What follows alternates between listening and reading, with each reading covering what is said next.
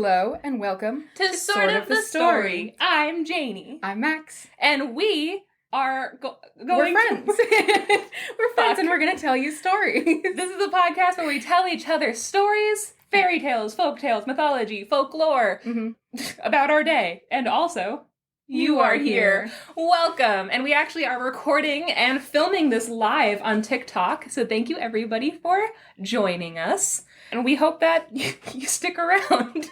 Yeah, please don't leave. Okay, so I used to think listening to podcasts, I love podcasts, but listening to them, I used to think like when people were always like, intros are hard, or they always like mess them up, I was like, that's funny. They're just being like really like, I don't know, they're really putting it on. And now Max and I have done 30 episodes and we still have no idea how to intro this podcast. Yeah, we've done about 50 intros, so. Yeah, it's been rough. Okay, so if you are just tuning in and you're thinking, a storytelling podcast, I would love to have my children fall asleep to this. Don't. Just don't. Yeah, don't do that. Fairy tales aren't for kids. No, they're not for children. Not everything is for you, children. And especially not this episode, because this episode we decided to do a theme intentionally this time. We're doing spooky stories, ghost stories, anything scary, so. Yeah, so if you love spooky stories, we're going to be doing that. What we come up with is if we're improvising spooky stories. Yep. We're going to curse a lot. We're going to make inappropriate jokes. And at the end, we're going to answer some questions. So, and those are going to be inappropriate. So listeners, beware. Yeah. Cool. All right. You want to just get started? Yeah. Okay. Let's do it to it.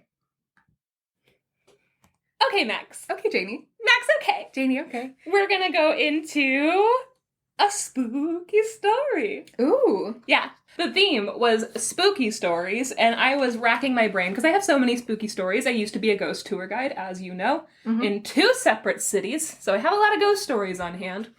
But instead of telling one of the stories that I know by heart, and that I've done a lot of personal research in, and so I wouldn't have to do homework, I decided to pick another story that you might know, but you might not. Ooh. Looking out through the audience. You all, with us inside of your ears. Oh, welcome. So I'm going to be telling the story of Robert the Doll. Oh, no. Guys, I hope you're in a dark room right now. All right, so as you know, my birthday was a couple weeks ago. I do know that. Even longer if you're listening to it now and not on May 4th. Oh, guys, May the 4th be with you. Forgot about that.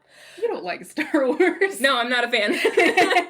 Fucking poser. So, my little brother, though, sent me some books that I thought were very fun. And this one is called Cursed Objects, Strange but True Stories of the World's Most Infamous Items by J.W. Ocker.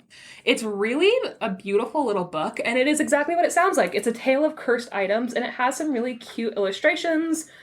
And it has some stories that I know and some that I don't know. So the reason why I decided it is spooky. It's a spooky little book. The reason why I decided to do Robert the Doll was partly because of this book. Because it reminded me of Robert the Doll. So here's the illustration. And they have like battle stats for the doll at the top of the story. Place of origin. Germany. Agility, low. Strength, high. Current location, because we can track him. So, this is the book that reminded me of it. Then I went to a couple different online sources and I got the true story. So, Max. So, Janey. As you well know, do you know the story of Robert Doll, like, really well? Not really. Kind of well? A little bit. I know... Yeah, not really. Okay, so good. I was afraid I was going to get a story that, like, you know, like, backwards and forwards.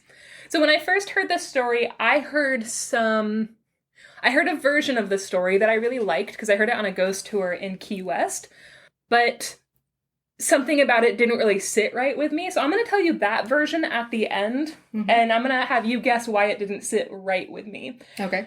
Because it didn't quite sit right with me, I did a lot of research leading up to this episode, because I wanted to know kind of the true story behind Robert the Doll, and I'm excited to tell you about it. So, it is the early 1900s. Put yourself there, Max. What are you wearing? I don't know, but I know it doesn't smell great. Suspenders and a little newsboy cap. You're a newsboy. Of course. Okay, yeah. I've got like Max big, is... like potato sack pants. Yeah, you're running around saying, extra, extra. And Read all about it. Welcome to the 19th century. We've been here for 13 years, but I only have one copy of this newspaper from 15 years ago. And everybody kicks me. Cigarettes are good for you if you swallow them, I'm told. Okay, it's the early 1900s, and there's a little boy named Eugene Robert Otto. He's the bad guy. Everybody calls him... No, he's a little boy. He's just a little boy. He's the bad guy. He's a tiny child. I know a bad guy name when I hear one. Eugene Robert Otto. Everybody calls him Gene. Does that make him better or worse for you?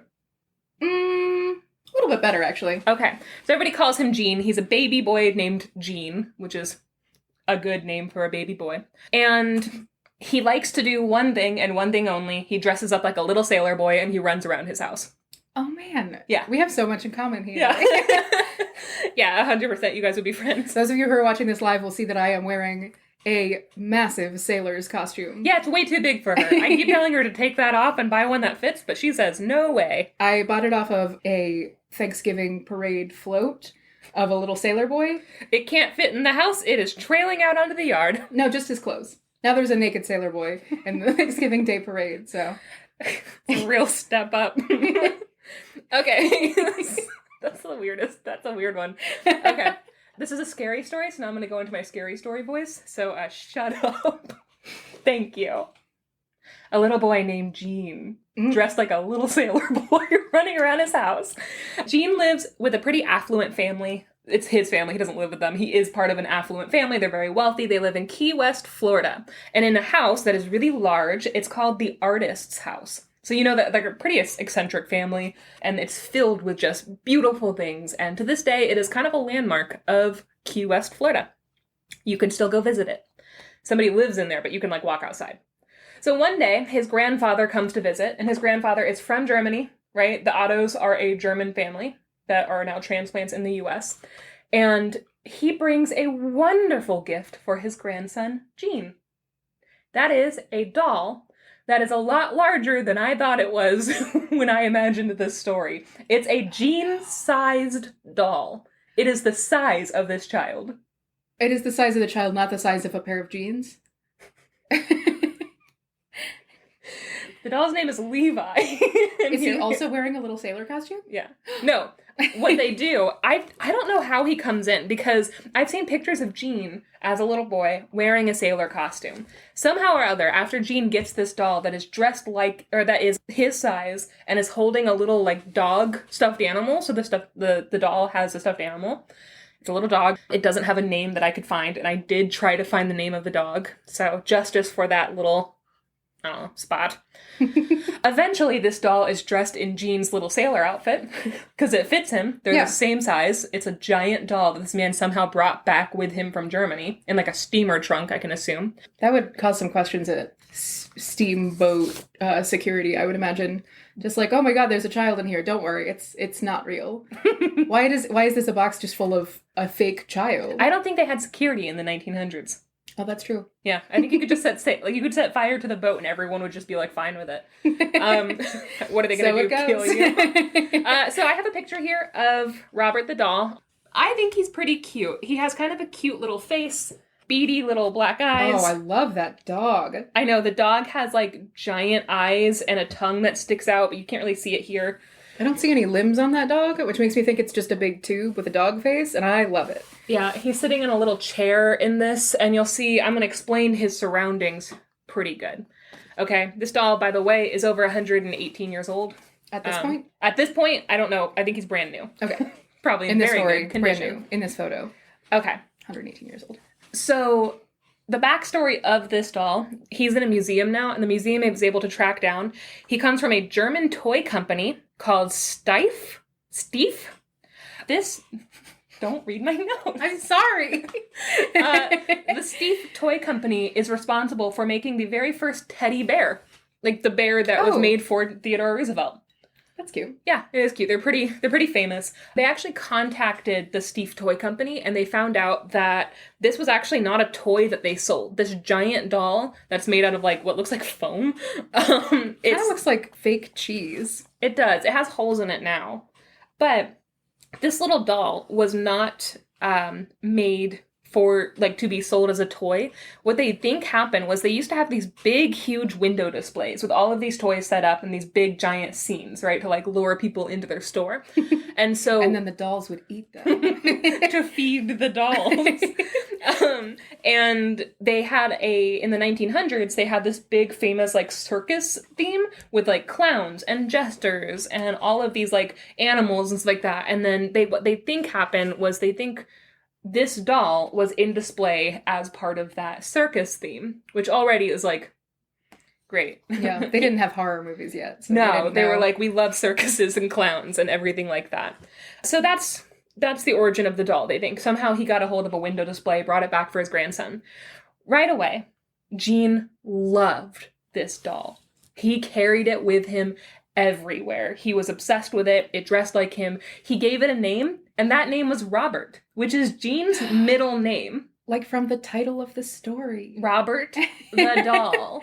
And Robert the doll was a little bit odd because at first his parents were like, we're really happy that Gene likes this doll. You know, like he finally has a friend. Oh, Gene. Yeah, Gene was having a rough time. Gene. But his attachment became pretty unhealthy. He took it with him to school. He sat it with him at the dinner table because he refused to eat a meal without it. It slept in his room, of course it did. And eventually they started noticing if they tried to separate Gene from this doll, he would get really, really nervous, really upset. He insisted this doll had to be with him at all times. By the way, if you search Eugene Robert Otto, Robert Eugene Otto, so it's actually his first name, on findagrave.com. This story comes up on his findagrave.com. Like, this is a well-known story for Key West. Everyone knew little Gene had a really big attachment to this little sailor doll. How unpleasant. Very soon after he started to bring it with him everywhere, things began to take a terrifying turn. Because Robert the doll, believe it or not, was not as he seemed. So one night, 10-year-old Gene wakes up and he finds that Robert the doll, who again is his size, I thought it was a small doll. It really upsets me that it's his size, is sitting at the end of his bed, staring at him with his little beady eyes. He's holding onto the doll. He did not fall asleep with this doll at the end of his bed, right? So seeing him there sitting straight up and looking down at him was pretty, like, upsetting. Yeah, horrifying. Yeah. The worst thing that could possibly happen to you. Gene did not start making noises about this or complaining about this until the doll started to get rather violent. And his mother actually woke up to the sound of her son screaming bloody murder, crying and like begging this doll to stop. And then she started to notice that there was the sounds of furniture being like scraping along the floor and being thrown up against the walls. So she comes into the bedroom to find the furniture in disarray. She finds the room completely trashed to the point that a 10-year-old child would not have been able to do this. The furniture was much too heavy. There was too much of it. And the way that it was piled up and broken genuinely was something that she was like, how the hell did you manage this? Meanwhile, Gene is in his bed. He is like, cuddled up. He is completely terrified. He's still screaming and shaking. It takes her a long time to calm him down. And the only thing that he keeps saying is, Robert did it, Robert did it, Robert did it. And he is very, very upset about it. Okay. After that, they did ask him like, hey, let's get rid of Robert the doll. And Gene said, absolutely not. He has to stay with me. And he became even more adamant. Robert cannot be separated from him, which is pretty insane way to handle this. Yes. This kid also has never seen a horror movie. After this, every day for the Ottos was an onslaught of strange and terrifying activity that just ramped up more and more. Gene's parents often heard their son in other rooms, talking in full conversation, and they claimed that they heard somebody with a different voice answering back. And they would walk in, and all they would find was Gene and Robert the doll, dressed in his little sailor outfit, kind of sitting in the middle of the floor, hanging out. They'd walk in and be like, who are you talking to? And he would point at Robert and be like, do you see anyone else here? Who the fuck you think I'm talking to? At this point, are you surprised by this? They were also convinced that the doll's expressions would change. And again, he has beady little eyes and like a tiny nose, and his mouth isn't that crazy. Like, this doll having an expression that changes is pretty wild. Mm-hmm. His face kind of looks like a potato. It's a little bit potato-like. Yeah. Yeah. Be like saying suddenly this potato has angry eyebrows. Enter Mr. Potato Head. It's not, like, not possible. Neighbors reported seeing the doll through the window. They would look up and they'd see the dolls in different windows, not even the same window. They would see it kind of like looking out at them, and from one window. They would also, like, you could see the stairs from the windows, and they said they used to be able to see the doll running back up and down the stairs.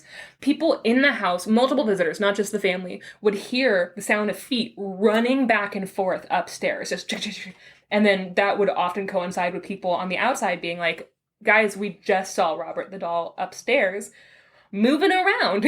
So he got kind of a reputation in the neighborhood. All of the 1900s children in the neighborhood stopped being able to walk by the house. If they had to walk by it to like go to school or go to their own home, they would cross the street. They often said that they could see the doll looking out at them, like hands up, like a little fly. So yeah, pretty scary. Gene eventually goes to college because he's still growing and changing. And he thinks about bringing Robert the doll with him to college. But his parents say, you know what, Gene, let's spend your freshman year without the doll, and then we'll see if you feel better later. You can always get him again. It's not like we're going to burn him and throw him away. And he was like, okay. I didn't think you'd burn him and throw him away until now. We're sending Robert to live on a farm upstate where you have room to run up and down the stairs with as much all as he the other wants. little sailor boys. The little sailor farm up north. Well, the sailor farm. It's a boat. He's gonna like it. So they convince him to leave the doll behind. And for the first time ever, Gene is able to live a normal life. And he does really well in college. He has friends for the first time ever. He is thriving. He has good grades. Eventually, he meets a woman named Anne.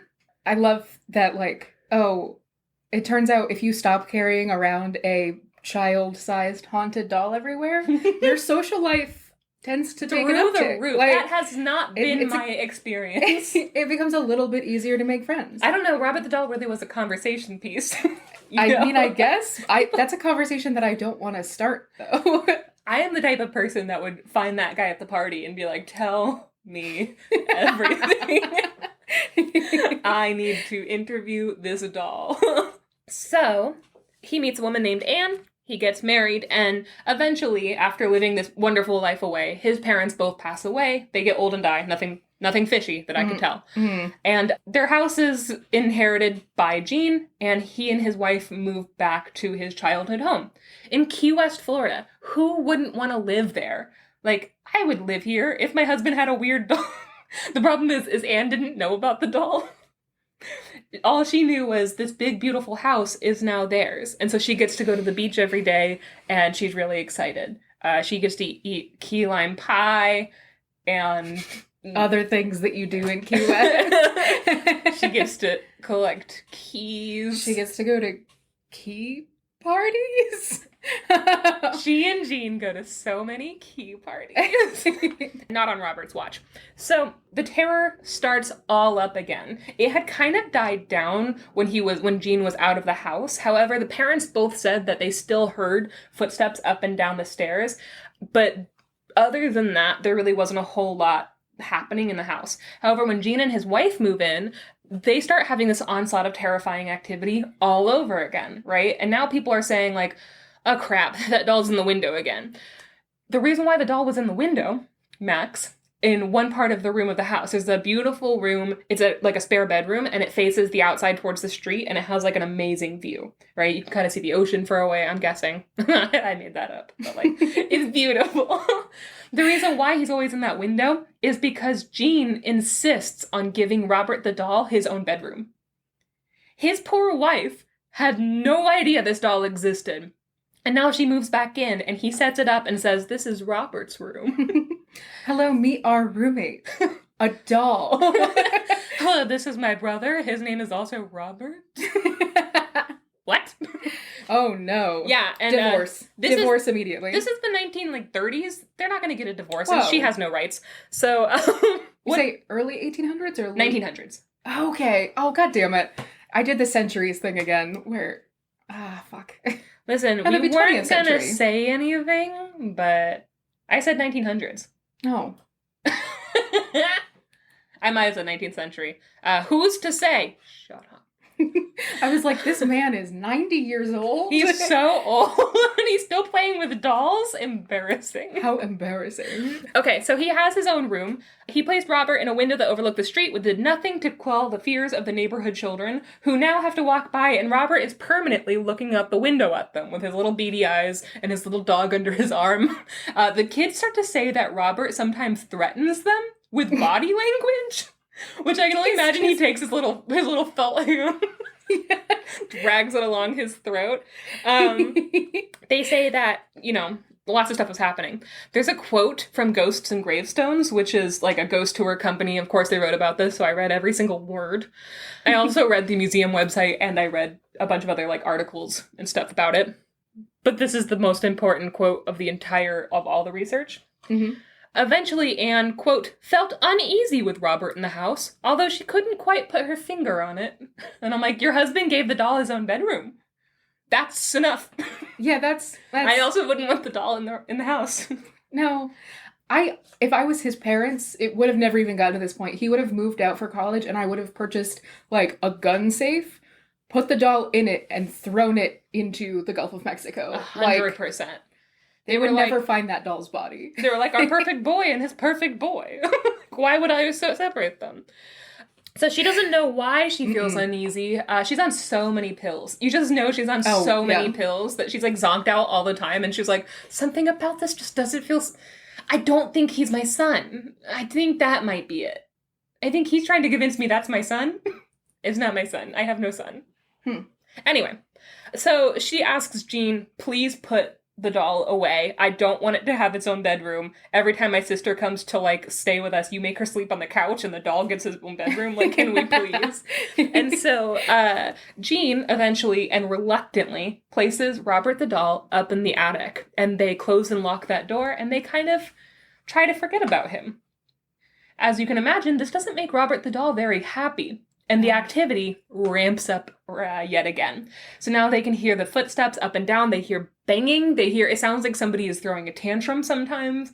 The door opens and closes on its own. People start seeing Robert in the window constantly. And now children are like, hey, this is even worse than it was before. We hate your house. It's really upsetting people. Okay, so when I went on this ghost tour, I am going to bring up one story that they don't include this anywhere, so it's probably not true.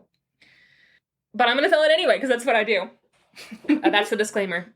They said that there was a repairman in the 1950s that went into the house and he had to fix something in the attic. And so when he went up, he said the first thing that he noticed was there was this little sailor doll on the floor in the corner of the attic, right? And I'm also going to assume it's an old house. I'm going to assume it's one of those big attics where you can walk around, and there's probably lots of old stuff in storage. But this little doll is on the floor kind of on its own, holding its little dog.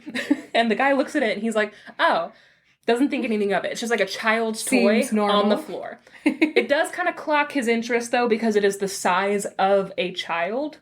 A pretty large doll. So that is kind of creepy, but he sets up his ladder, he climbs up, and he gets to work doing whatever he's doing. I literally don't know how attics work. Our attic doesn't have anything up there. What's he gonna do? Mess with the old crutches? Okay, when we moved, so we are in a rental house. And obviously there have been previous tenants, and we didn't know that we had an attic for the first almost year that we lived here. And then we finally went up in the attic, and it was full of crutches, which... The only reason why we went up to the attic is because one day I went out to the garage and at night, it's all dark, right? I go out to the garage to do something, and the attic light is on. It's just on. There's light shining through. And it's just on. And again, we didn't realize we had an attic. Yeah, so that was a whole other thing. And it's filled with old crutches. Which begs a lot of questions. Why would you have that many crutches? It's a lot of crutches. It's not a few crutches. If you are someone who uses crutches, How did you get up the mostly broken wooden ladder up into our attic? And also, if you're not someone who uses crutches, whose crutches did you take and put in the attic? Max went up when I started crying that the attic light was on, and I was like, we should probably call the police. I think there's somebody in our attic. Max grabbed a knife and said, no, I got this, which is insane. And well, I told you dial 911 down, and then don't, like, call. Literally have my finger on the button. Yeah, and I went up with a kitchen knife. But also, you didn't, like... This is what I love about you. You didn't, like, peek your head in or, like, give them a warning. You opened it and then ran up as fast as you could to, like, throw them off their guard. And you found yourself in an empty attic with just a bunch of crutches. The reason that the light was on was because there are 2 light switches in our garage. One of them turns on... Yeah, but they're, like, one right above the other. And one of them turns on the light in the garage, and the other one turns on the light in the attic. But we hadn't someone noticed. Had flipped the wrong one. Anyway... and now I'm gonna live 5 years less than I was gonna live before. But if there was a murderer, you're living a whole lot more years than you might have. So it's a compromise. That's true. Okay. So let's keep going. Let's say people start to also claim not only are they hearing the footsteps, not only are they hearing the stomping, they're hearing a devilish giggling. That's important for the story that I'm in the middle of telling. Mm-hmm. So this repairman is working on his ladder, right? And he's thinking about this doll, and he starts to hear something concerning. Mm-hmm. He hears this devilish, childlike giggle coming from that area that he had seen this doll lying in, right? So he, like, gets a chill, he turns around, and he finds Robert the doll laid out right underneath his ladder. Like, he'd also heard, ah, and then he looked down, the doll was lying underneath his ladder. At which point, I think he fell off the ladder, according to this ghost tour guide, and left the house and didn't return, which is fair. I would have thrown any of the tools that I brought with me up the ladder, down at the doll. Mm-hmm. Kill it. I kill it. I assume I have a hammer. I'm a workman. I have a hammer. What if I throw the hammer, and then I run down, grab the hammer, whack the doll, and then I say, oh my god, I'm so sorry. Something must have fallen on your doll. It happens. The good news, though, is that your pipes are fixed. I love the idea of him fixing pipes with a hammer. People can have several tools, Janey. I guess. It's just, I don't know exactly how... Again, I don't know how attics work, but that is a hilarious image. Okay, so 1974, Myrtle Reuter purchases the artist's house after Jean Otto dies. And she inherits Robert the doll with the house. No. Yeah. You don't need a house that bad. Many of the same things begin to happen to Myrtle. She hears the sound of running upstairs. She hears the ghostly giggles. The children outside say that every time they walk past, they see the doll peek up over and look at them through the window. Guys, I keep looking at the camera because we have people watching us via TikTok and doing my scariest face. I hope it's really... I hope it's coming across terrifying. Right. Yeah, I hope it's really scaring you guys. Spine chilling. So... guests begin to say, because eventually she takes this doll down, and this guy was like, guys, look at this old doll that I found that I think is causing a lot of noise upstairs, and she puts it, like, down in, like, a prominent place, and guests say that if they talk bad about Jean Otto, like, if they're like, yeah, the guy who lived in this house beforehand was really crazy, they say that the doll's expression changes really noticeably. So, she ends up keeping Robert for 20 years. Which also begs the question, because again, you don't need a doll this bad. And this particular doll doesn't look like, maybe she thought he'd be worth something, but he's kind of like a basic bitch. He's not cute. I think he's cute. I think he's cute. I'm holding the picture up to the camera again, because I think he's cute. But again, he's pretty basic. So... he kind of looks like he's made out of that stuff that is like inside of memory foam pillows. He does. And now I'm wondering if he's made out of wood. What if he's made out of asbestos? Oh my god, and everybody's going crazy. Yeah. I bet he's made out of pure mercury. So this doll can tell your temperature. So eventually she gets tired of like him moving around on his own, of her finding him in random rooms in the house, of the children spreading rumors about her house, which I don't think are rumors. And in 1994, she donates him to the Fort East Martello Museum. And that is where Robert, I call him Robbie. Like, we're familiar. Like I know. That is where Robert the doll stays today. And at the museum, he's a huge tourist attraction. You can go see him if you go to Key West, guys. So paranormal investigators go there. People actually pay to be locked in with Robert after dark so that they can spend some time with him. In 2015, a horror movie called Robert was made, and it says inspired by him, but it's literally just Annabelle, but with Robert the doll. And I'm like, this is him. What are you talking about? Inspired by? It kind of seems like Annabelle is inspired by Robert the doll, though. So it feels like it's like Robert inspired by Annabelle, inspired by Robert the doll. Annabelle inspired by Robert, inspired by. But Annabelle was its own haunted doll. Annabelle's a real doll. We should just stop making dolls, guys. They did the same thing. My grandmother is rolling in her grave.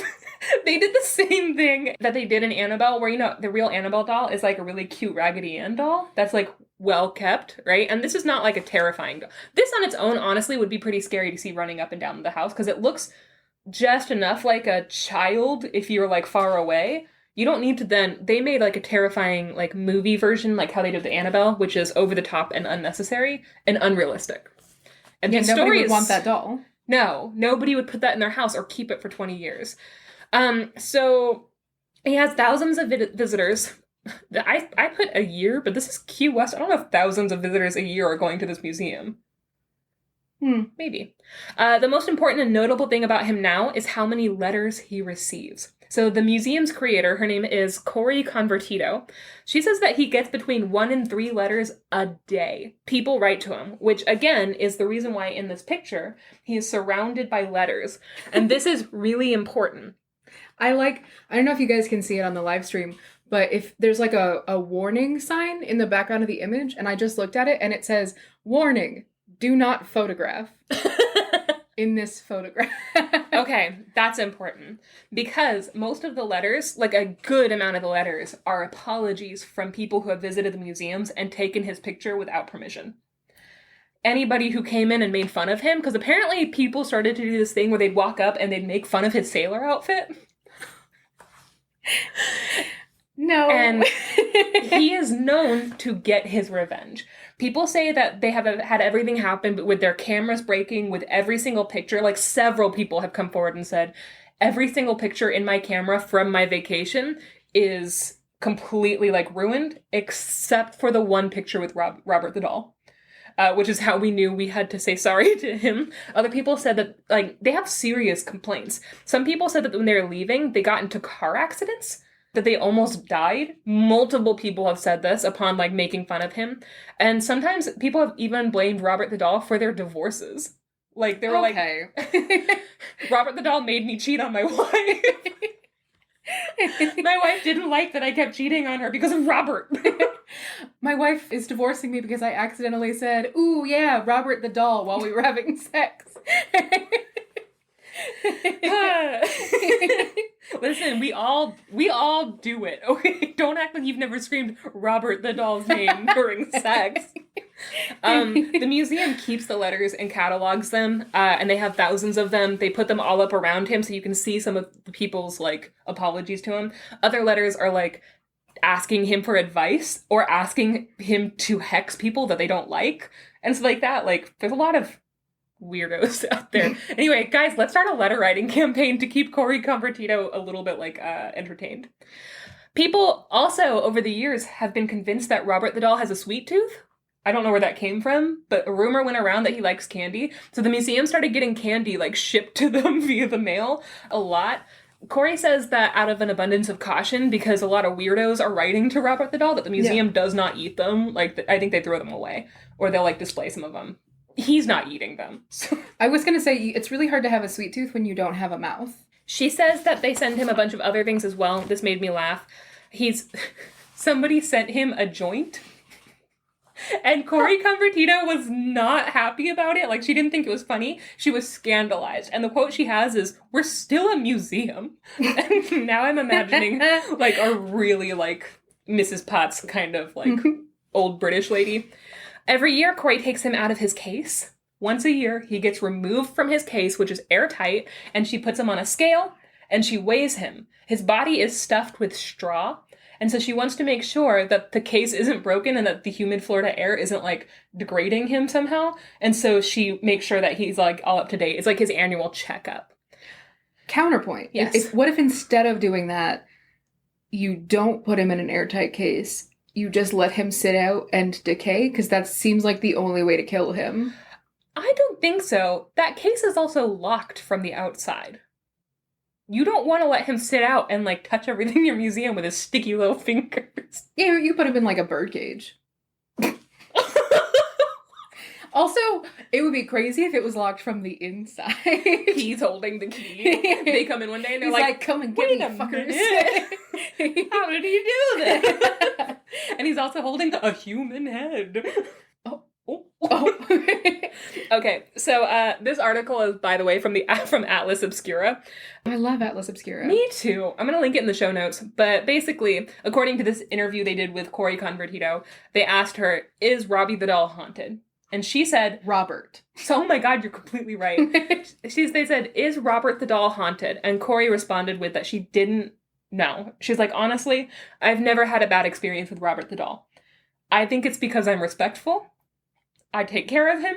And every time he gets a letter, I read it to him. And also because he's in a hermetically sealed glass box with no air in it. And also every morning I take a little bath in some holy water.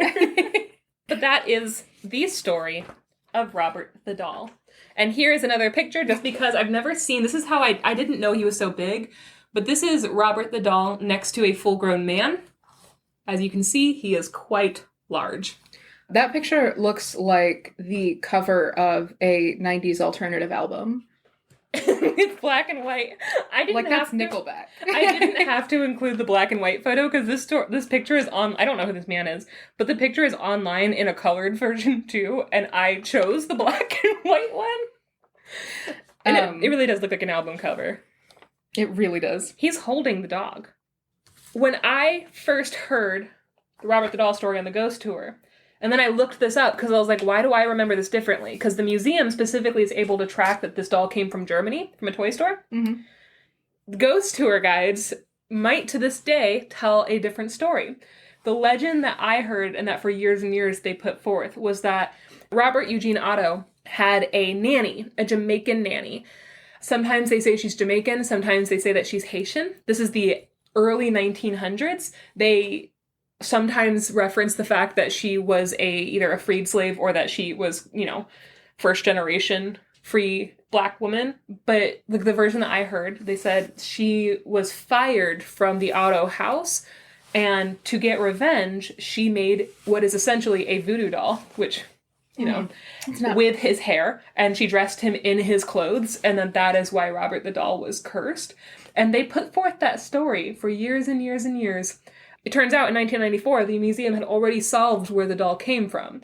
It came from Germany, from a toy store. It had nothing to do with this nanny at all. But because that's not as fun of a story for ghost tours, they were putting forth that story. Which the reason why I had to do all the research on Robert the doll, because that never sat well with me. I was like, that just seems so convenient. Yeah. And also racist. Yeah, and it doesn't really make sense. Like, why? No. Also, motivation-wise, why would you? Specifically attributing, like, oh, it was a voodoo doll to a Jamaican woman, because they don't seem to understand the differences between any culture. Yeah.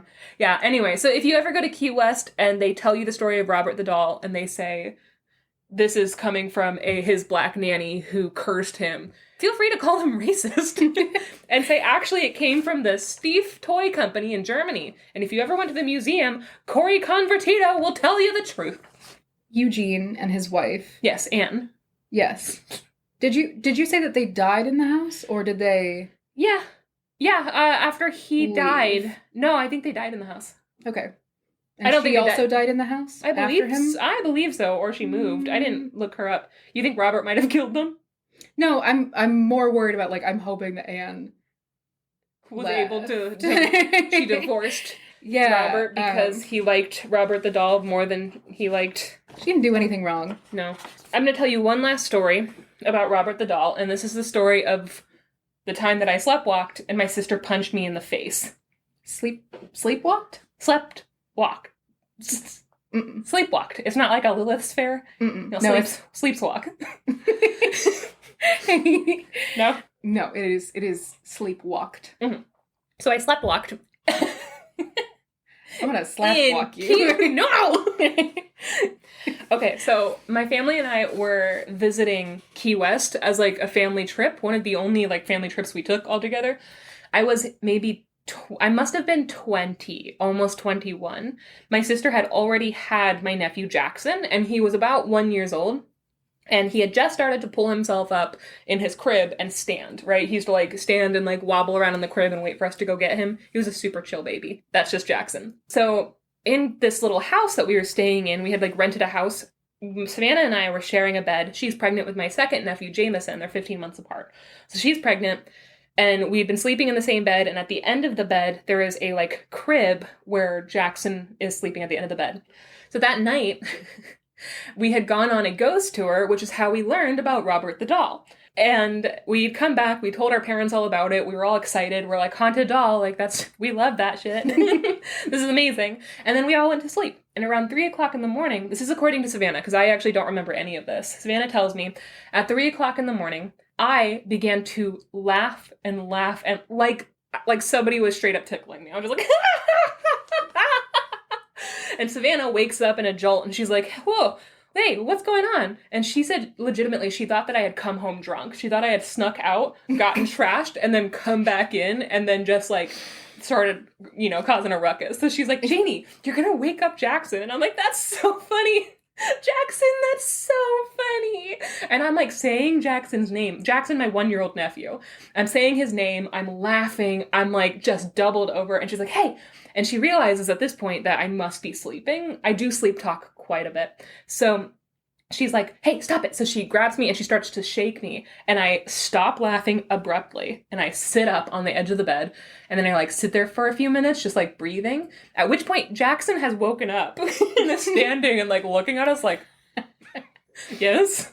And so she was like, the baby's up. Like, geez, I thought you were drunk. And she's over there like kind of explaining to me like what happened. And I get out of the bed because she was like, I gotta get the baby. And I was like, and I kind of like wave her off. I walk off the bed, pick up Jackson, and I bring him back to bed with me, right? And so I'm sitting there, I'm holding the baby, and Savannah's like, I thought you were drunk, dude. Like, that was the most jarring way to wake up. And you kept saying that Jackson was being hilarious. Like, you just kept, like, acting like you were in a conversation with Jackson. And I'm facing away from her, right? And I turn my head, so she's only seeing the back of my head, and she goes, and I go, wasn't Jackson asking me about Robert the doll? And, like, at that point, in the pitch black, she realizes I am still asleep. That I had sleepwalked over to the crib, grabbed her child, was holding him while still asleep, and was still fully convinced that we were having a conversation about Robert the doll. So she was like, Janey, babies can't talk. was like apparently what she told me. I love trying to convince you while you're asleep, like, no, Janey, this is Be silly. rational. And so she's like, can I hold him? And I'm like, what? And she's like, can I hold him? And like, I'm holding on to him and he's like, he's a baby, he doesn't know. Can she hold me? And she's like, yeah, let me see him really quick. And she has to like pry him out of my arms. And now she's holding him. And I just kind of lay back down and I'm quiet for the rest of the night. But I'm not facing her, or like I'm facing away from her. And so she honestly does not know if I'm awake. She doesn't know if I'm gonna like start up again. So for the rest of the night, she is laying there in absolute terror. She ends up finally falling asleep like an hour and a half later, like in a fitful sleep. My phone alarm goes off at 5 o'clock in the morning, loud next to the bed, just like bam, like. And so I woke up to that phone alarm going off. I like shot up. As I shot up, Savannah's fist connected with my face, met me halfway, and just knocked me back. Savannah. And I like the fight. It started that morning. I'm like, what the hell? She's like, you don't know what type of night I had. The baby's now up again, like, So, yeah, that was my one experience with Robert the doll, and why my sister refuses to share a room with me anymore. The end. You also you have to talk about your grandmommy's doll room. My grandmother was from Antipolo. She was Filipino from Antipolo. I know, if you're drinking, do it. She was the sweetest little lady ever, but she collected dolls from thrift stores specifically. She would And if you're Filipino and you have a Filipino grandma, this is not news to you that they live at thrift stores and that they have 1,000 Tupperware containers or like whipped cream containers that they've cleaned out and used since the 1980s. Just, it's Filipino grandma thing. So she collected dolls from the thrift store, the fucked up ones that other people wouldn't want. She'd be like, oh, this poor baby, I'll take care of you. And she would grab it and bring it home. And then she would like crochet it like a diaper and some booties. And then she'd display it in her house. And so by the time when I was growing up, the collection just kept growing and growing, had already been growing since like, for like 30 years. There was over 1,000 of these dolls in the house. And they were like fucked up. Like they were like, people had put out cigarettes on their faces. They were missing eyes. They had tattoos drawn on them. Their hair had been pulled out. And they're all like fucked up and smiling because half their face is gone. And she's like, baby, you're safe now. And so I grew up, I lived with her for a year. And I slept in a room that was filled with thousands of dolls on every side. And also I had a hammock that I had made my dad put up that had about 100 dolls inside of the hammock above my bed. And I remember asking him, can we put some of the dolls like up there? And he said, Janey, why do you want to sleep with the dolls above you? And I said, because I can't sleep with them on the bed. Because I was like every day sleeping like Drew Barrymore and E.T. Just like surrounded by dolls that were my size. Outside of the door of this bedroom, by the way, if you walk into the hallway, Max has actually been there. She's seen all the dolls. And you saw the hallway of clowns. Mm-hmm. My aunt... Yep. My aunt also... Max couldn't sleep in this house. My aunt had started collecting in, like, the 80s pictures of clowns, like male clowns, specifically from that one artist that makes the clowns that are crying. And the whole hallway is filled with dolls on the ground, including life-size Barbie dolls, like the size of children, like Robbie the doll. And we had run past those Barbie dolls so often that they had, like, fallen down and were just, like, a pile of limbs on the floor, like, woman limbs. And the hallways were all these clowns, like, crying or looking at the camera, like, deadpan. That's my grandma's house. It was a magical place. Let me just... So I was a little bit aware of what I was going into when we went to visit your grandmother, because when Janey and I first started being friends, we were, like, texting, and Janey was like, I'm visiting some family down in Florida. And then she sent a video of just like her panning across a wall that was covered floor to ceiling in shelves upon shelves of baby dolls. And I was like, oh, that's terrifying. What movie is that? And she's like, no, that's my room that I'm in right now that I'm sleeping in. I'll post pictures on the Instagram. But just so that you know, the house that I walked into, right? You walk in the door and... We didn't even mention this yet. The ground floor, the walls are plastered with paintings and busts and, like, dolls of Jesus. And angels. And angels. But, like, and, fucked like, up crosses. ones. Just, like the whole thing. Filipino grandma. Filipino grandma. I can't say this enough. The Jesus thing makes sense if you know she's a Filipino grandma. Yeah, so just all Jesuses, all angels, all crosses, whole ground floor. And then you walk up this really narrow set of stairs. Also, there are still dolls down there. Don't think that means that there aren't also dolls. They're in display cases that rotate. And then you walk up these stairs that are like, you have to turn right away because there's a wall right in front of the top of the landing. You have to turn around, and you turn around into this hallway that is all the way down clowns. All clowns. The whole thing. And then at the end of the hallway, you walk into a room that I know, this might be me being crazy, but I'm pretty sure that there were the dolls were underlit from the floor. No. Like, there were lights on the floor on the dolls. Not. But in any case, I can 100% understand why your mind would create a horror movie of dolls lit from below. Just dolls, and they're dolls like on shelves. There are all these massive shelving units covered in dolls. And also, if you open the closet, there was just more dolls in the closet. Yeah. So this is... That's the experience of walking into this house. Yeah. I wouldn't trade that moment for the world.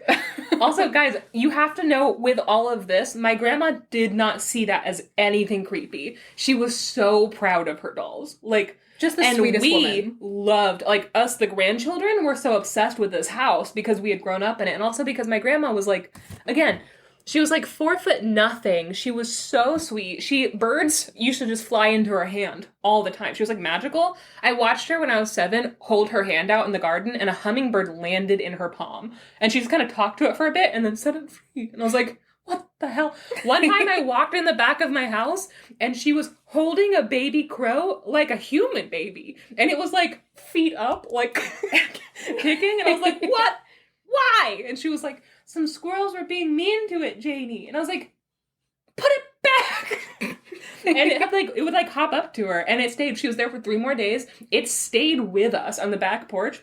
We fed it some scraps. Its parents were in the tree mad as hell. And every night he could go back with his parents, but every day he would hop back to hang out with my grandma. We have pictures of it like on our heads and stuff because we just love this bird. After 3 days, it went back with its parents. We never saw it again. It was only there for grandmommy. I'm just saying, she was so magical. We noticed our aunts started to try to clear out the last few years of my grandma's life, they started to try to clear out the dolls. And we noticed, like, every time we'd come in, we'd be like, hey, who took out 100 dolls? Just because she can't climb stairs doesn't mean we don't notice. Anyway, oh my God. That's the story of Robbie the doll and my personal connection to thousands of dolls. All of her nieces and nephews and brothers and sisters, which are all thousands of dolls. Yeah, all of my family. My grandma also had 14 children. Like, I have a giant family, and if you add the dolls, we are innumerable. Okay. All right. I think we're all good on that story. Yeah, should we take a break and then, Let's take a little break. Yeah! Yeah! Hey, yeah! Let's take a break. We'll see you soon. Bye!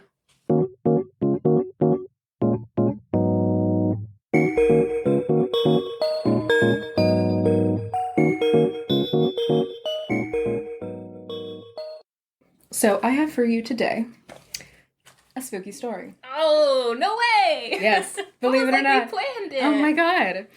So this story comes from one of my favorite purchases that I've ever made. Mm-hmm. I came across the folklorist S.E. Schlosser reading the book Rawhead and Bloody Bones, I believe. S.E. Schlosser collects ghost stories from, especially around the United States, but like a lot of regional ghost stories and things like that, which is very cool. She has 70 books for sale of different like regional ghost stories and things from around the United States.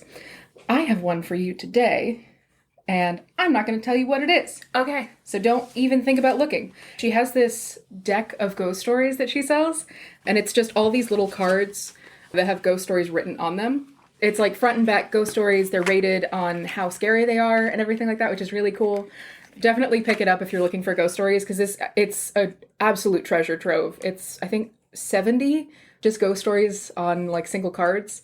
So if you're interested in ghost stories, this is a great way to get a bunch of them for super, super cheap. A lot of them are also from her other books, so you can find them elsewhere online as well. But S.E. Schlosser, really fun reteller, especially of ghost stories. So, all right.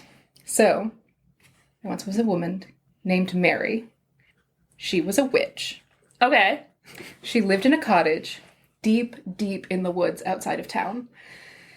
Everyone avoided her because she was a witch. Sure. And that's how it is in the world. Not anymore. Not anymore. Be my friend, you witch. Yeah, she was pre-Instagram witch shit. Yeah, they had a really bad PR back then. Yeah. So Mary lived in the woods, and nobody would even talk to her because they were so afraid of slighting her or saying something wrong, because she was known to be incredibly vindictive, where if she felt that she had been insulted or if someone wasn't being respectful enough, that person would find that their cows would run dry, their crops would fail, their food stores would rot. So nobody interacted at all with Mary because they didn't want to risk it, basically. So she lived in this cottage out in the woods. One day in the town, a little girl disappeared.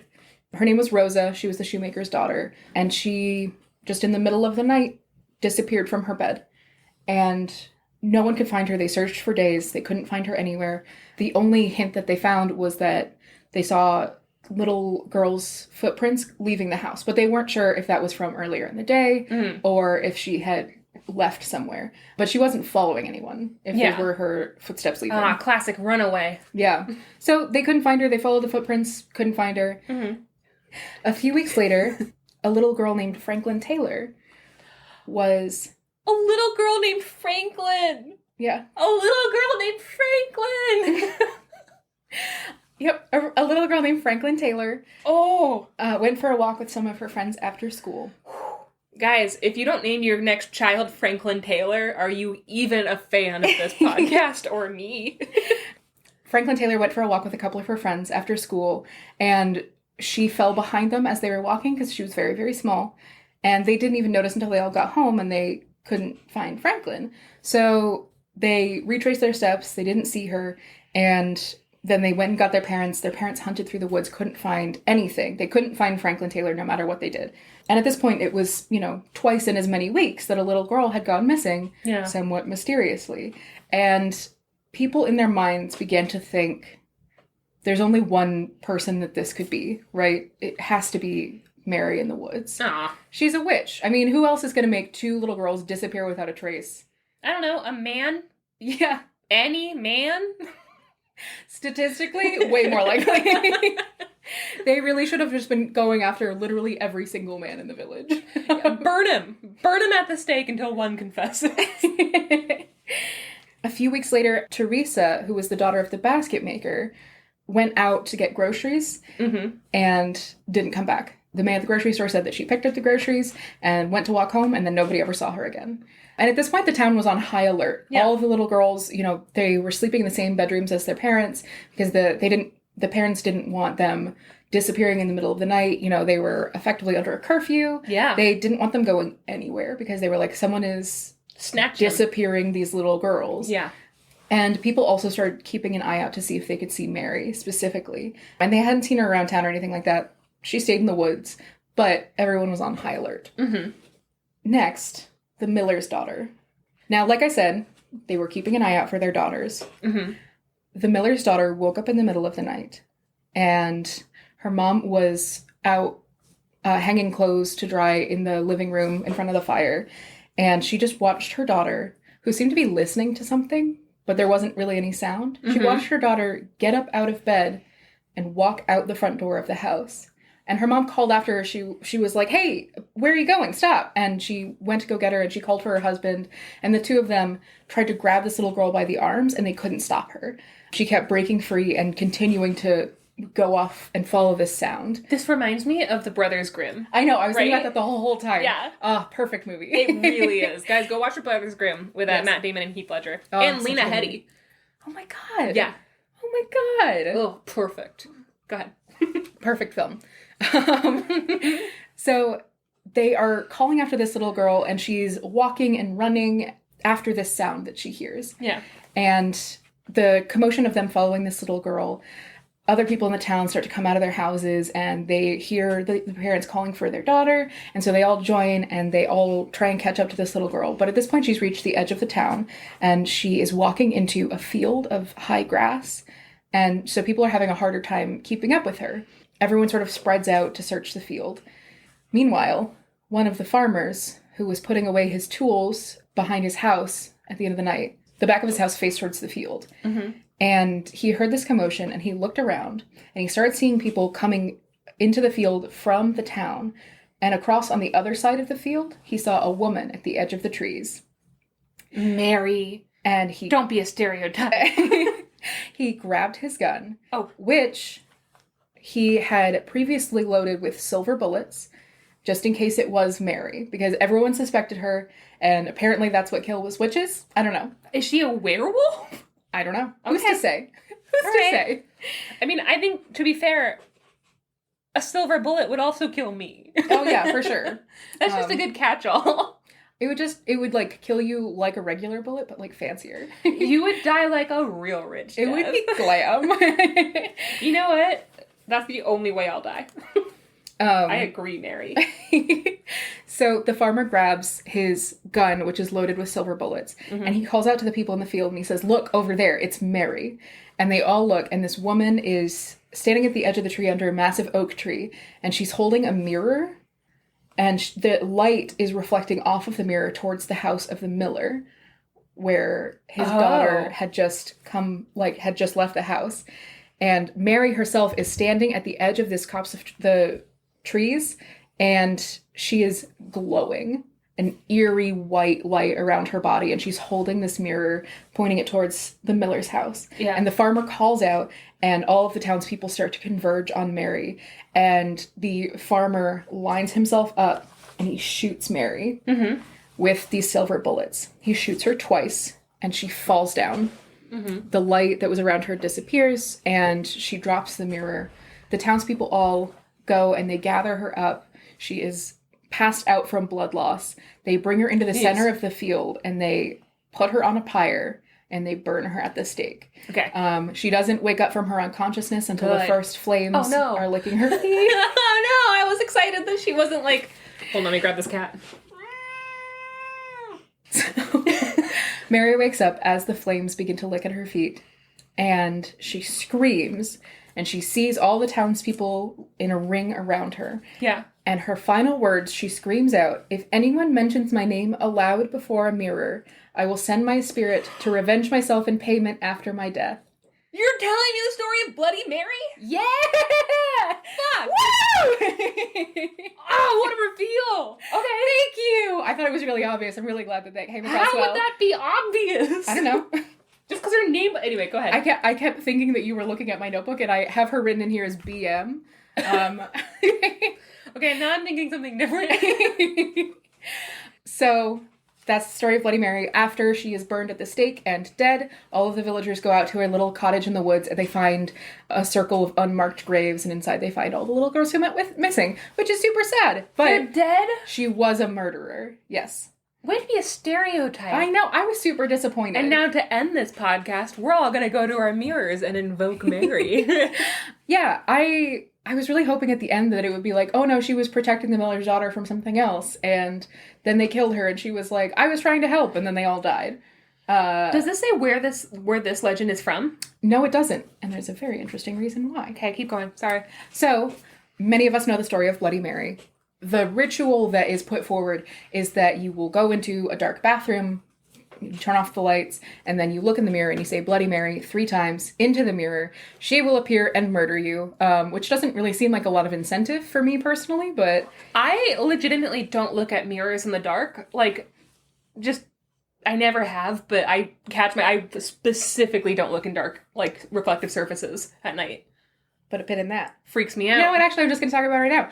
Lots of people have said that they see a face in the mirror, or they see their own face turn into the face of Bloody Mary when they do this. I have an irrational fear that I'm going to look in the mirror and that I'm going to smile back at myself. There is something. It is a combination of visual input and, like, brain tricks. It's called Troxler's Fading. It is... Band name! Troxler's Fading. Absolutely.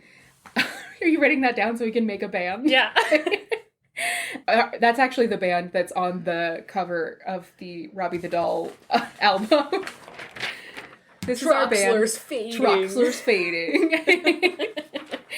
So it's called Troxler's Fading, and when you look at a changing stimulus, and there are components of it that don't change, your brain cuts out the things that don't change.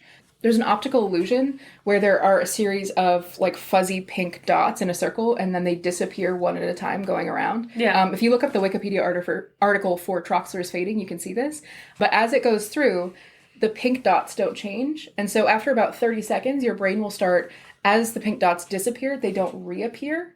So it's just because the pink dots themselves don't change, your brain is following the motion, and it just erases the things that it thinks aren't relevant.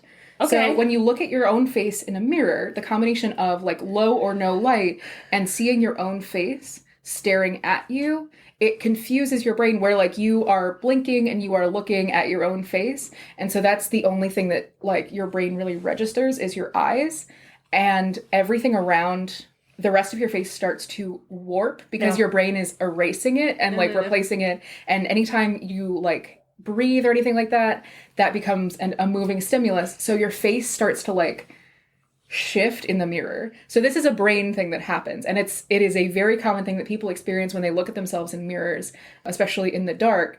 You can, I mean, I'm not saying that you should try this. Don't try this, but No. it is a totally normal brain function that just happens to also be one of the most terrifying things in the world. There are also a couple of other psychological phenomena that might explain the Bloody Mary effect. When you look at yourself in the mirror, there's apophenia, which you've probably heard of. It's where you see faces when there aren't any. So like when you look at like a plank of wood and you see like the knots. Right? Maybe it's both. Maybe it's both. That's how I first went viral on TikTok. Yes, it was. Periodolia. Yeah, like Periodola? Periodola. Jeannie has a pink marble shower in her bathroom. Oh, and TikTok, all these fucking Gen Zs came at me and told me I have a ham shower. Now every time I shower, it's all I can think about. A year later, and I'm still obsessing over it. Gotta scrub up in the ham shower.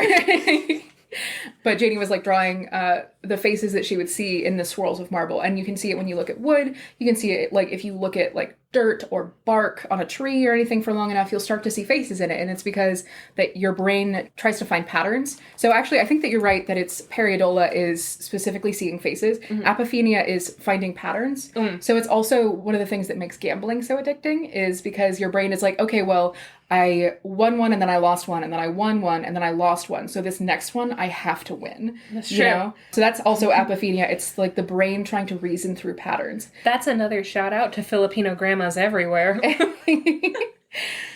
Just the gambling component. Yeah. The time Max met my grandma, she made us go to the casino every night. Yeah, I won $70 on a machine that had share on it, and then I lost $90 on the Titanic machine, so... I want to go to the casino again so bad. No. That's too... We don't have any money. I have to fully evolve into my Filipino grandma state. Like, what is it called? Leveling up?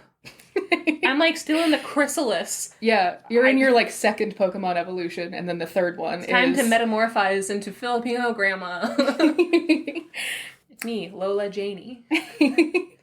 So there's apophenia, which also explains you look at your own face and you start to see like aspects of your face within your face that aren't within your face.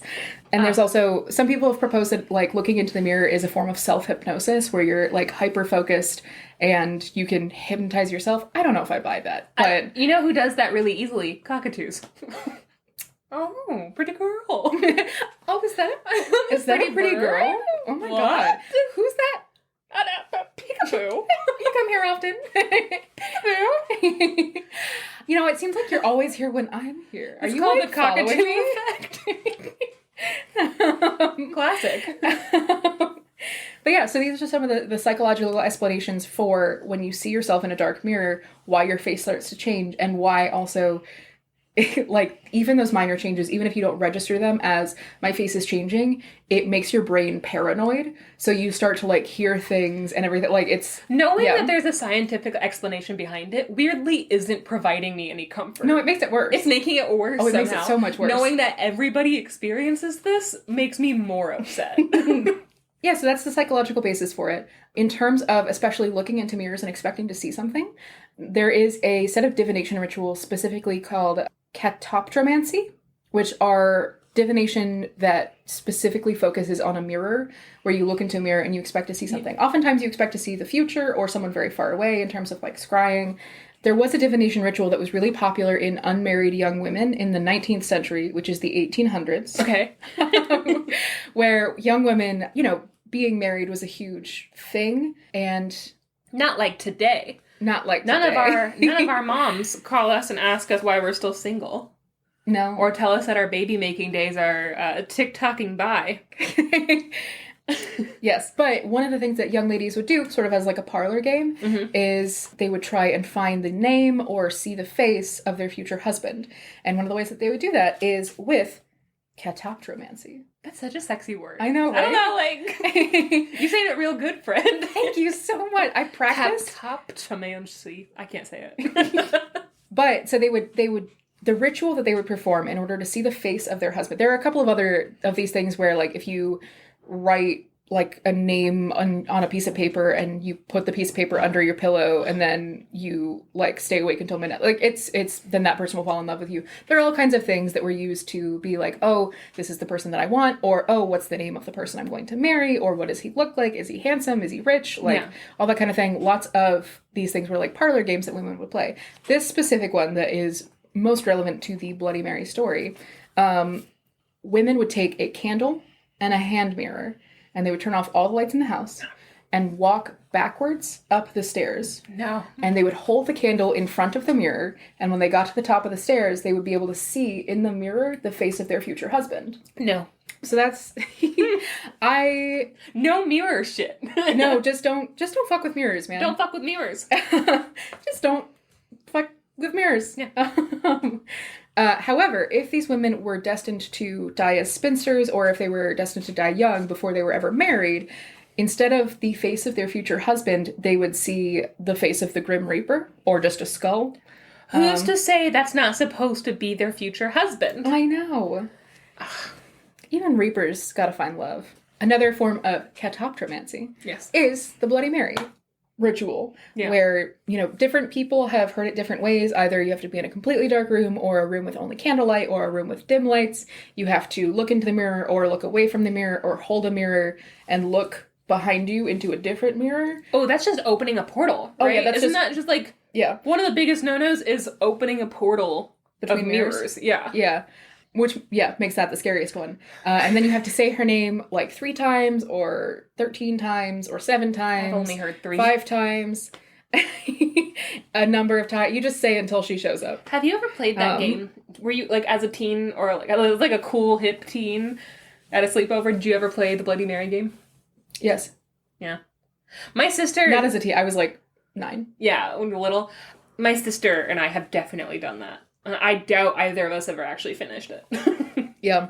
I was at a sleepover with a friend of mine, and like 6 other girls. I think it was her birthday. And someone was like, ooh, we should do Bloody Mary. And I was like, absolutely not. And they were like, oh, so you're volunteering? Because little girls are rude as fuck. Yeah, like, fucking little girls suck. Yeah. I was at the sleepover, and they were like, you have to do it now. And I was like, okay, guys, why do we want to do this? Best case scenario, it works and I die. And they were like, but what if it's real? And I was like, if it's real, I die. And that's the end of Max. I love you trying to reason with them at 9. Yeah. Guys, let's really think about, like, the root cause of why you want me to be murdered. Yeah. Can we really look into this? Honestly, if I was a little kid and I heard little kid me being like, actually, I would be like, go in the murder bathroom. You're the one to get murdered. Perish, you little know-it-all. But what else? Oh, there is a yokai, a Japanese yokai named Hanako-san, or Toire no Hanako-san. Yeah. Which means Hanako of the toilet. It's very similar to the Bloody Mary story. And this would be my luck, coming back as a ghost and everyone calling me Janey of the toilet. Fucking rude, man. Yeah. that would be a bummer. I hadn't considered that, but she probably doesn't like being called Hanako of the toilet. I wouldn't either. And the story behind her is a bummer. Sorry, guys. The story is that she was a little girl who was playing hide and seek in school, and then a bomb dropped. Jesus. And she died in the bathroom. So this is like a more recent story. I was thinking like yokai, like feudal Japan. Yeah, so this is specifically bathrooms with stalls. So the 20th century. And bombs. Yeah. Jesus. The idea is that she was a little girl. She was killed by a bomb while hiding in the bathroom. And the ritual is that if you go into a girl's bathroom, you knock on the 3rd stall 3 times and you say, Hanako-san, are you there? And she will answer and she will say, yes, I'm here, if she's there. And then she'll open the door and pull you in and either shred your body, or give you a heart attack and you die, or give you a swirly. She opens a portal into hell and you disappear forever. Okay, so like lots of things could happen. Which one would you choose? Hell portal. Okay, 100%. Gives you a pretty rad swirly, and all the other kids come in and high-five her. A hell swirly. A hell swirly. Yeah, so that's another iteration of the Bloody Mary myth specifically. In terms of the background of Bloody Mary, where it comes from, The fascinating thing about the Bloody Mary myth is that nobody knows where it comes from. There are lots of things that it ties into, which is, I think, part of the reason why it is so widespread and easily recognizable, because there is the mirror ritual, which ties into the cultural things in the 19th century, the divination rituals and stuff like that. There's also the idea that nobody knows who Mary is. Some people, rather than saying Bloody Mary, will say Hail Mary or Mary Worth. Hail Mary, self-explanatory. Mary Worth is... Hail Mary is the metal version of Hail Mary. You know, a bunch of fucking emo kids came up with that one. Troxler's Fading's first album was called Hail Mary. Yes. Hail Mary full of grace. Punch the devil in the face. Punch the devil in the face. Guys, go to our merch store and buy our Punch the Devil in the Face shirt. Mary Worth is, as far as I could tell, not a real historical person. But the myth surrounding Mary Worth, there are actually two stories of who Mary Worth is. Either she was a slave owner in the South who pretended to be a part of the Underground Railroad, and then when slaves fleeing to freedom would come through, she would kill them. Yeah. So that's one of the stories behind Mary Worth. She was such a bitch. I hate her. I hate that lady. I know that is something that people would do. I don't know if it was one person or many people, but it's not, their name wasn't Mary Worth, from what I could find. They did an episode on her on My Favorite Murder. And then the other myth of Mary Worth is that she's one of the witches that was burned in the New England witch trials back in the early 1800s, late 1700s. So I always thought it was Mary, Queen of... That's one of the other stories. So that's the stories behind Mary Worth. Some of the other stories for the origin of Bloody Mary are Elizabeth Bathory, who I imagine a lot of us have heard of. Elizabeth Bathory was a Hungarian countess in the 7th century. She tortured and killed up to, estimated, probably not accurate, 650 girls, and then bathed in their blood and possibly was a vampire. She would hire young servant girls from the town, and when they would arrive at her house, she would let them clean her house, and then she would murder them. She would let them clean her house as a little thank you for offering yourself as a sacrifice to me. You may clean my house. Yes. Well, they didn't know that she was murdering people. I assume she was probably telling people like, oh, I sent them off for a better opportunity or something like that, which is probably why she got 750 girls to apply and be murdered. But Elizabeth Bathory, a real historical figure, the historicalness of the story is somewhat in question, but that's one of the stories behind who Bloody Mary is. The other one, the one that is most commonly known, is Bloody Mary, Mary the First of England. There are also a couple of stories why she might be Bloody Mary. Firstly, again, historically, she burned 300 religious dissenters at the stake. So she was a criminal, a war criminal. So that might be why she's considered Bloody Mary. There's another story which is kind of messed up and gross, which is that she had a disorder in her, when she would menstruate, she would bleed so badly that it would look, she had full hemorrhages, she had cysts and everything like that, so she was constantly in pain, she was constantly bleeding. Dysmenorrhea, is that the right one? Something like that. Yeah. But that was one of the other ideas, was that she was bleeding so badly that people would call her Bloody Mary. She just had endometriosis. That's all that she had, but back then they couldn't figure it out. But also she was a murderer, so they would come in and change her sheets and they would be covered in blood, and she'd be like, ooh, it's my time of the month, and they'd be like, are you sure you didn't murder someone in here? So that's another possible story for who Bloody Mary is. But the really cool thing about the Bloody Mary story is that there is no individual source that we can find for where it comes from. It is a phenomenon that has occurred for a really long time in history. There are accounts of Bloody Mary stories prior to the mirror rituals in the 1800s. There are accounts of Bloody Mary-like stories that don't use a mirror prior to that, where you look into a pond and things like that. It is a very, very old story, and the name changes sometimes. Sometimes it's not Mary, sometimes it's Betty or something like that. But this idea of a woman who was wronged or was a murderess and cannot die and keeps coming back whenever you speak her name is pervasive throughout. A couple of other things, if you guys are interested in hearing more about the Bloody Mary mythos, I read a really cool article which is available for free online through JSTOR. It's called Bloody Mary in the Mirror, A Ritual Reflection of Prepubescent Anxiety by Alan Dundes. Can you link that in the show notes? Yeah, absolutely. Really cool article, talks about sort of the psychological aspect of Bloody Mary and stuff like that, like why this is such a pervasive story and things like that. There's also another thing that I forgot about. What was I going to say? Bloody Mary. Sources. JSTOR article. If you're interested in knowing more, try looking at your mom. God, I really thought you were going to finish that sentence. No, I can't remember what it was. All right. That's fine. Really love these ghost cards by S.E. Schlosser. Super fun. Oh, what I was going to say.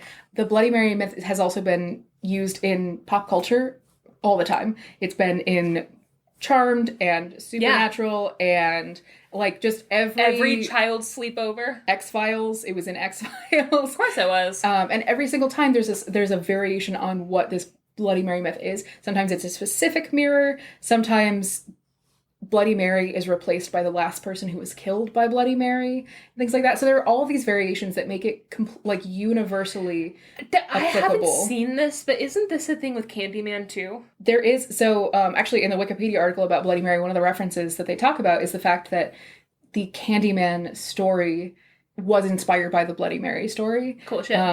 And that's kind of where this aspect of Candyman as being, summoned by saying his name 3 times and stuff like that comes from. Also, the JSTOR article that I just mentioned talks a little bit about why the significance of the mirror in the bathroom is like that, like the vulnerability of being in a bathroom and sort of the, in a like weird Freudian way, the taboo of being in a bathroom and how vulnerable that is. That's a huge thing both in the Bloody Mary story and also in the story of Candyman, where a lot of times he'll appear to people while they're in the bathroom, which is, it's a violation, it's terrifying to have someone like appear. So really interesting psychologically. Abraham Lincoln appeared to Winston Churchill. According to Churchill, he said he was in the bathtub and naked and Churchillian. Yeah. And Abraham Lincoln appeared just kind of in the bathroom. And Winston Churchill was like, it was awesome. And I'm like, I bet Abraham Lincoln was like, ugh! Get out of here, Winston Churchill. Anyway, Abraham Lincoln is Bloody Mary, pass it on. But something that I thought was really interesting about both of our stories is that both of them incorporate this idea of photography and things like that, where the fundamental basis of a camera lens is a mirror. Yeah. And like the idea of capturing something. So with this Robert little the Doll, guy. Yeah, with Robert the Doll, it's like the idea of being captured, the idea of being reflected and like multiplied and stuff like that. Also the same with Bloody Mary, like the idea of the reflection and sort of the foreignness of seeing yourself reflected back at you, and that she's caught in the mirror. And some of the Bloody Mary myths say that you will be trapped in the mirror if she gets you. But all that to say, we've been recording this whole thing through a camera. And we're not dead yet. It's important to put the yet in there. Yeah. The night is young. I've said Bloody Mary like 70 times. Not in a row, though. Anyway, Beetlejuice, that one. Yeah. Let's just get real cursed tonight, guys. Fantastic. Yeah. Spooky. Do you want to take some questions? Yeah. Stellify Tarot says, would you ever house a haunted doll? This is actually more of a Max question. Would you let me bring in a haunted doll? I already have. Who? Okay, you have that spooky mug that you got from an abandoned insane asylum. I'll be right back. You also have that headless statue of a Chinese soldier that you stole. You also have Baba Yaga in the kitchen. Baba Yaga in the kitchen.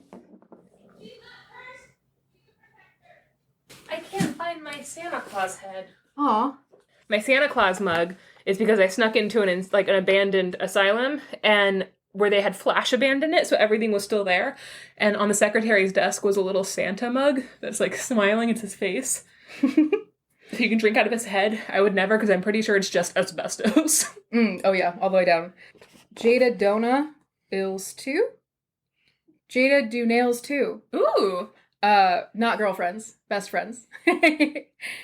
Common misconception. Yeah. We went to go adopt, I went to go adopt Leaf at Animal Control, and I brought Max with me, and it was just us sitting there. I was like in a dress with like my hair and like long braids, and Max was like dressed like this. And we're sitting there like, yes, we're here to adopt a cat. And everyone's like, of course you are. Raskoaz says, would you ladies ever play the Ouija board? We did. Yeah, we have one. In this house. And then our house got haunted, so... Oh my god, you're right. That was a series of events that happened, but you're absolutely right. Oh, you didn't put that? Okay. No, then the ghost tried to, like, it turned on the garbage disposal while my hand was in it. Yeah. Her hand was fine, but it was closed. But my heart was not. Aquarius Misfit asks, any suggestions on equipment for people wanting to start a podcast? We have, our microphone is a Fifine, Fifine microphone. We got it on Amazon for like $40. It was like $40. And we then actually both got one because we thought that we were gonna be able to like each have a microphone. Yeah. And it's not how that worked out. And then we use Audacity. I was like, Audacity is free. And the reason why we're here is because this is a small enclosed space. There's a wall directly behind us. So you don't want to be in an open room, obviously. We didn't know on our first episode, which is why episode 1 of the podcast sounds like garbage. Yeah, it sounds like we're in like an empty dining hall. It really does. But like we're in medieval times. Yeah, like I said, we have a really low-tech setup, so it's the Fifine microphone, the little sound box, and then we use Audacity for our audio editing. And then we use Buzzsprout. You can use Acast, which I have heard good things about. It's free. For some reason, when we first started this, I chose Buzzsprout over Acast, and Buzzsprout has, like, a monthly subscription. I'm really liking Buzzsprout. That's how we upload, and then you can have the podcast get streamed out to many different platforms at once. So it's how we're on Spotify and Apple Podcasts and Google, all the big ones. Yeah. It's a really great resource for anyone doing podcasts. Buzzsprout has been really great for us. Yeah. Emma's lame asked, is Max married? I'm engaged. She's engaged. Why are you asking? Stop hitting on Max. You stop. What's been your favorite story to research? That's a great question, Jenny Lee. What's been your favorite story? What's been my favorite story to research? I really like all of the Grimm's Brothers fairy tales. Well, we know those. I go back to the Grimm's Brothers constantly because they're so fucked up. I think my favorite story to tell, honestly, was either Hans the Hedgehog, because you guys didn't see Max's face. Max's face was staring at me with such horror. It was like, I've never seen her look at me like that. Like, I instilled a fear in her. She was so afraid Hans the Hedgehog was going to do something to that girl. Yeah. Because he had done something to the other girl. He's a serial killer. And then I think the only other one I liked I liked so many, but the only one I can think of is the story of Samson and Delilah. I had a lot of fun with Samson and Delilah. I had a lot of fun. I think it was our first episode, the Phantasmal Time Travelers. No, the second. Second episode. I love that one. I really love that one. That was really fun to piece together because it's historical-ish. It's like based on historical accounts. That's the one where Max dropped the Black Flash, which I've never heard of, but is a real cryptid. We have a t-shirt of the Black Flash. Oh god, he's so hot. I made a joke to Janey, I think, after we stopped recording, where I was like, I really want like a super hot beefcake picture of the Black Flash in the style of like Tom of Finland, which if you don't know who that is, don't Google it. Unless, if you're an adult Google with and safe you like homoerotic, like bikers and cops and like men busting out of their leather pants, like Google it's great. It. Tom of Finland. And Janey made a truly spectacular Black Flash Tom of Finland, which is on a t-shirt available in our merch store. I love it. Yeah. We have fun with this podcast. We just have a fun time. That's the whole reason why we're doing it. Guys, I still really want to write my Rumpelstiltskin erotic fanfiction star, and then want the cover to just be a badly photoshopped copy and paste of Joe Manganiello with a chef hat on. Amazing. Yeah, you wish Max would join you more. I am so stressed out being on camera at any time. Anytime I have to confront the fact that I exist physically in this world, I have a crisis about it for a week after. Which doesn't make sense. Which is why I don't do. What's been your favorite podcast episode? It's gotta be our fucking Twilight episode. Oh, that one was so fun. For April Fool's Day, it's episode 23, I believe. April Fool's Day, Max and I just retold Twilight. But we pretended like it was a fairy tale. It was super fun.